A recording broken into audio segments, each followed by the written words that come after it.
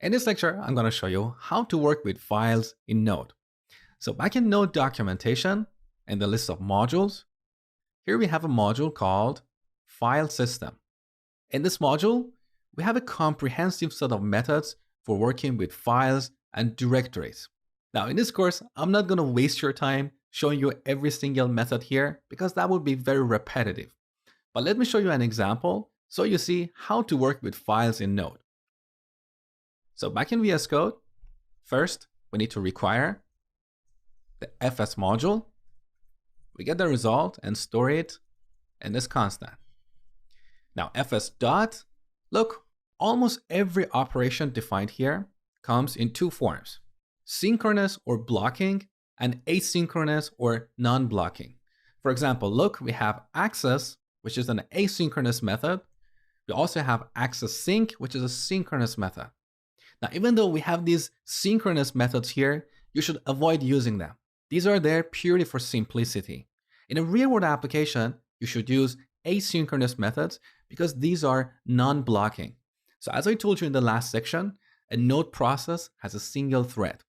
If you're using Node to build the backend for your application, you might have several hundreds or thousands of clients connecting to that backend.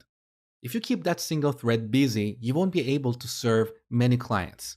So always use asynchronous methods. Now that aside, let's take a look at an example. We're going to look at read dir or directory method. First, I'm going to show you the synchronous form because that's easier to understand.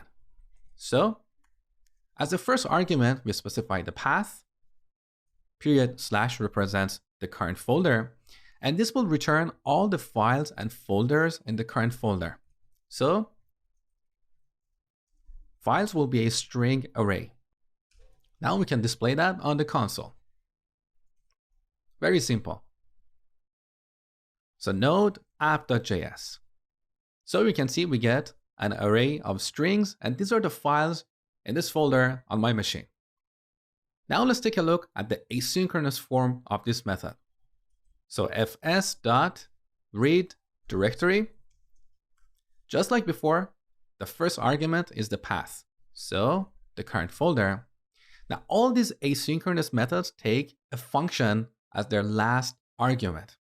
Node will call this function when that asynchronous operation completes. We call this function a callback. So here, look, in the IntelliSense, the second parameter is a callback.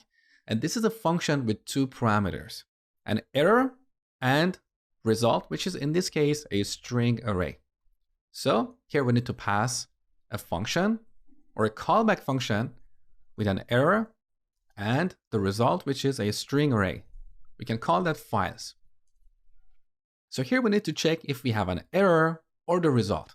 Only one of these arguments will have a value and the other will be null. So if we have error, we're going to display it on the console. Error, error.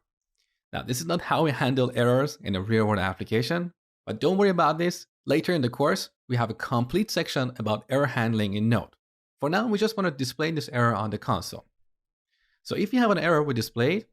Otherwise, we display the result. So console.log result, and we can display this string array. So I'm going to comment out these two lines so we can only look at the result of this asynchronous read directory. Now node app.js. So we got result, and this is exactly the string array that we had before. Now let's simulate an error. So I'm going to go back in the code and change this argument to, let's say, a $sign. Save, back in the terminal. Node app.js, this time we got an error.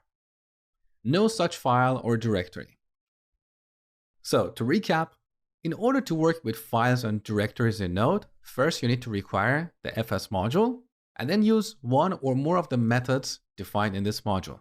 All these methods come in pairs, asynchronous and synchronous. Always prefer to use asynchronous methods.